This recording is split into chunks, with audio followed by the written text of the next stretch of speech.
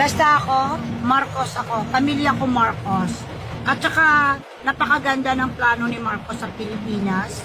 Hindi lang naman siya nagsasalita, meron talaga sa resibo sa mga kanyang accomplishment.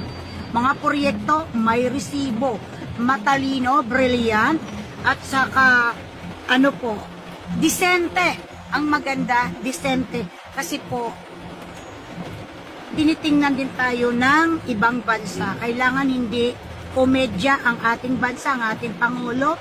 Ang ating Pangulo, napakagaling at sila pong pamilya magaling. Ang plano nila sa Pilipinas, maganda.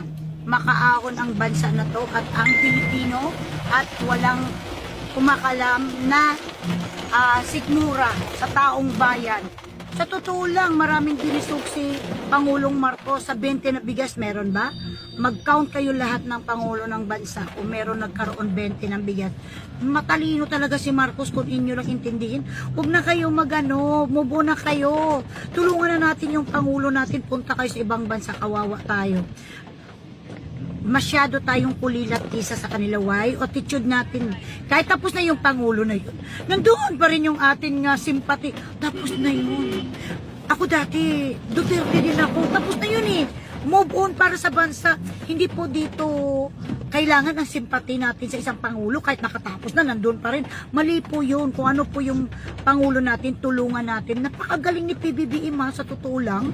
Nakakita kayo magsalita yan. Hindi yan nagsalita ng walang resibo. Yun ang pinakamaganda sa tao, yung nagsasalita ka, yung totoo, kita naman. Imbestigahan nyo, research kayo.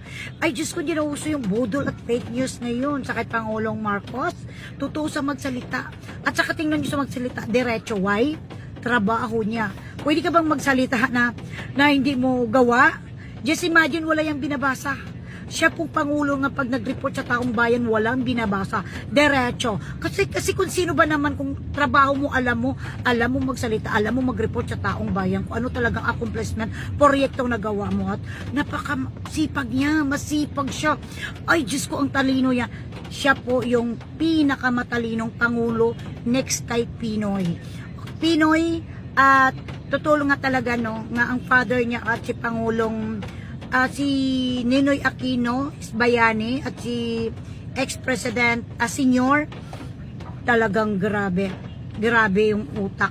At pinakapangako ni PBBM, hindi sa bababa ng bansa kung hindi iya maayos ang Pilipinas.